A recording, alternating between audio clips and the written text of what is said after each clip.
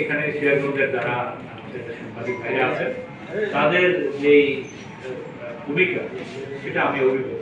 তারা সবচেয়ে পজিটিভ, এত পজিটিভ সংবাদ মাধ্যমের কর্মী আমি অন্য কোথাও দেখি। সেই হিসাবে আপনাদের প্রতি কৃতজ্ঞতা ধন্যবাদ জানাচ্ছি। আপনারা সবসময় সরকারের এবং প্রশাসন সহ সরকারি যেসব দপ্তরের বা মানুষের সাধারণ মানুষের যেসব পজিটিভ জিনিসগুলো সেই বিষয়গুলো আপনারা হাইলাইট করেন সবসময়। এটা কখনো আপনাদের এই হাইলাইট করতে আপনাদের কখনো কার্পণ্য বোধ করেননি। আপনারা সবসময় আমাদের পাশে আছেন।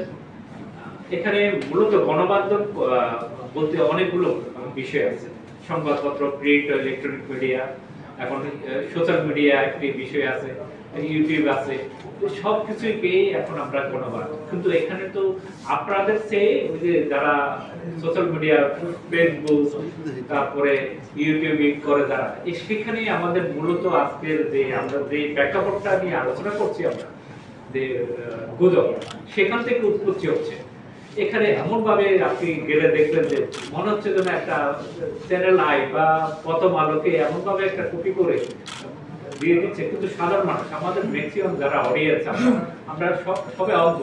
আমরা ওখানে দেখে মনে হচ্ছে যেন প্রথম আলো এই নিউজটা করছে বা চ্যানেল আই করছে বা অন্য কোনো গণমাধ্যম করছে, কিন্তু না, বাস্তবে না।